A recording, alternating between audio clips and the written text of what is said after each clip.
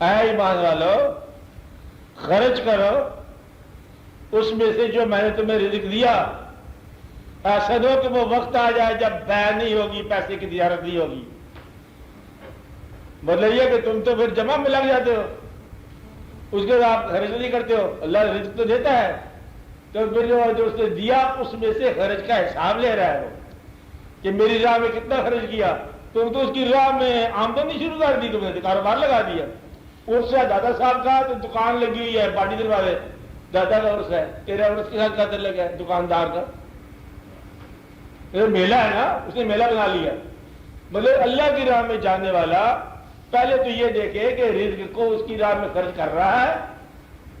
انفقوا مما تحبون ایک اور جگہ پر ہے، اور کہ وہ لن تنالوا البر حتی تنفقوا مما تحبون، ہرگز پلا نہیں پاؤ گے جب تک خرچ نہ کرے وہ چیز جو تم پسند کر رہے ہو۔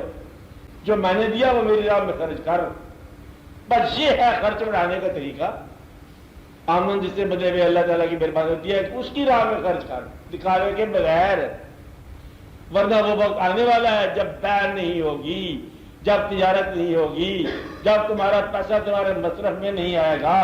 اس وقت جو ہے اگر وہ دین مکمل ہوتا تو پھر ایک اور تکمیل کرنے والے دین کی ضرورت نہ ہوتی۔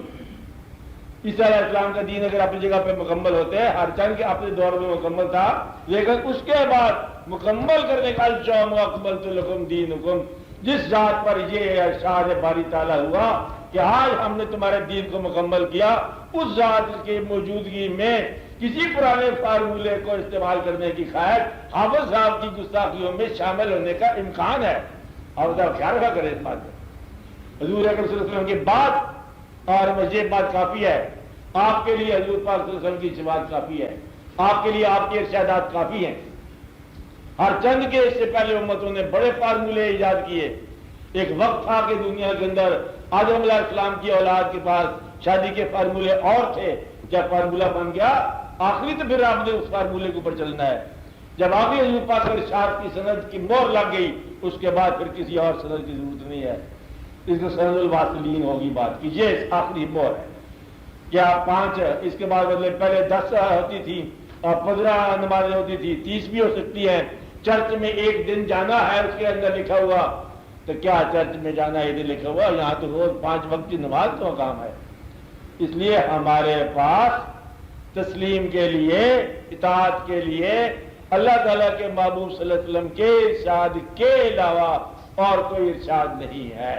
آپ بات کر رہے ہیں کہ جو آپ نے فرمایا کہ میری امت کے لیے یہ حکم ہے، آپ کرتے جاؤ، کماؤ بھی خرچ بھی کرو، جو حکم ملا، اور وہ بھی اپنی جگہ پر صحیح تھا، لیکن آپ کے لیے تقلید کی ذمہ داری نہیں ہے۔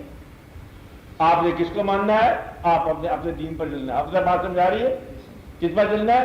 ورنہ آدم علیہ السلام کی بات کو آپ اب تقلید شروع کر دو کہ ایک پیغمبر نے فرمایا ہوگا، ایک اور پیغمبر نے فرمایا، یوسف علیہ السلام کے ساتھ ایک واقعہ ہو گیا، ایک اور کے ساتھ واقعہ ہو گیا۔ تقلید کے لیے نہیں ہے، تقلید کہاں پر ہے؟ آخری۔